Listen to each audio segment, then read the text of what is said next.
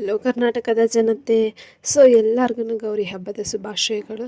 ಶುಭಾಶಯಗಳನ್ನ ತಿಳಿಸ್ತಾ ಇವತ್ತಿನ ವಿಡಿಯೋನ ಸ್ಟಾರ್ಟ್ ಮಾಡೋಣ.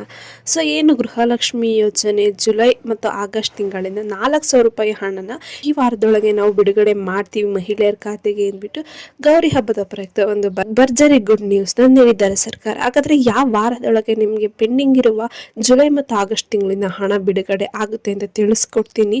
ಮತ್ತು ಇನ್ನು ನಿಮಗೆ 11ನೇ ಕಂತಿನ ಹಣ ಬಂದಿಲ್ಲ ಅಂದರೆ ಏನು ಮಾಡಬೇಕಂತ ತಿಳಿಸ್ಕೊಡ್ತೀನಿ. ಯಾವ ಜಿಲ್ಲೆಗೆ ಮೊದಲು 13 ಮತ್ತು 12ನೇ ಕಂತಿನ ಹಣ ಬಿಡುಗಡೆ ಆಗ್ತಿದೆ ಮೊದಲನೇ ಹಂತದಲ್ಲೂ ಈ ವಿಡಿಯೋದಲ್ಲಿ ಡೀಟೇಲ್ ಆಗಿ ತಿಳಿಸ್ಕೊಡ್ತೀನಿ.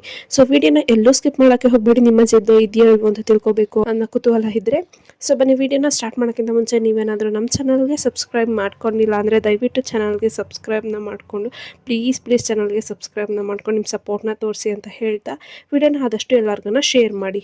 ಇದುವರೆಗೂ 11 ಕಂತಿನ ಹಣ ಬಿಡುಗಡೆ ಆಗಿದೆ. ಒಟ್ಟು 22,000 ರೂಪಾಯಿಗಳು ಆಲ್ರೆಡಿ ಮಹಿಳೆಯರ ಖಾತೆಗೆ ಜಮಾ ಆಗಿದೆ.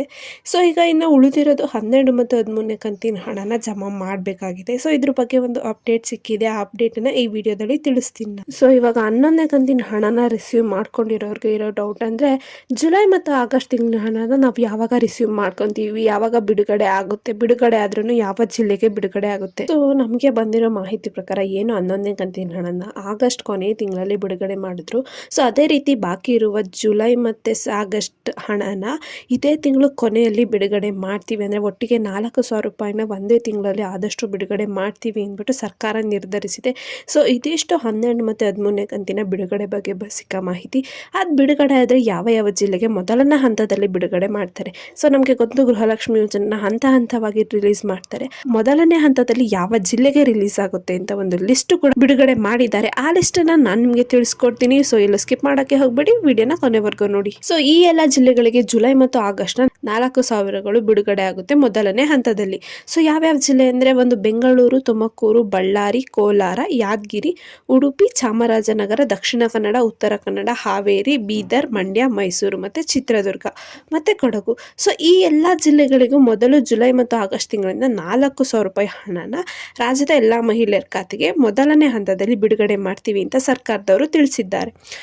ಇದಿಷ್ಟು ಇದ್ದಿದ್ದ ಮಾಹಿತಿ 13 ಮತ್ತು 12ನೇ ಕಂತಿನ ಹಣದ ಬಗ್ಗೆ.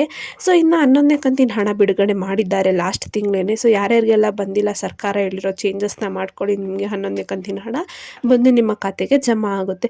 ಇನ್ನೊಂದು ಕ್ಲಾರಿಟಿ ಏನಪ್ಪ ಅಂದರೆ ಇಲ್ಲಿವರೆಗೂ 12 ಮತ್ತು 13ನೇ ಕಂತಿನ ಹಣ ಇನ್ನು ಬಿಡುಗಡೆ ಆಗಿಲ್ಲ. ತುಂಬ ಕಡೆ ಎಲ್ಲರೂ ಬಿಡುಗಡೆ ಆಗಿದೆ, ಈ ಜಿಲ್ಲೆಗೆ ಬರುತ್ತೆ ಅಂತ ತಿಳಿಸಿದ್ದಾರೆ. ಅದು ಫೇಕ್ ನ್ಯೂಸು. ಇನ್ನು 12 ಮತ್ತು 13ನೇ ಕಂತಿನ ಹಣ ಇನ್ನು ಬಿಡುಗಡೆ ಆಗಿಲ್ಲ. ಆದರೆ 11ನೇ ಕಂತಿನ ಹಣ ರಾಜ್ಯದಡಿ ಎಲ್ಲ ಕಡೆನೂ ಬಿಡುಗಡೆ ಆಗಿದೆ. ಈ ಮಾಹಿತಿ ನಿಮಗೆ ಇಷ್ಟ ಆಯಿತು ಅನ್ಕೊಂತೀನಿ. ಇಷ್ಟರೇ ದಯವಿಟ್ಟು ನಮ್ಮ ಚಾನಲ್ಗೆ ಸಬ್ಸ್ಕ್ರೈಬ್ನ ಮಾಡಿಕೊಂಡು ಸಪೋರ್ಟ್ನ ಮಾಡಿ ಅಂತ ಹೇಳ್ತಾ ಧನ್ಯವಾದಗಳು.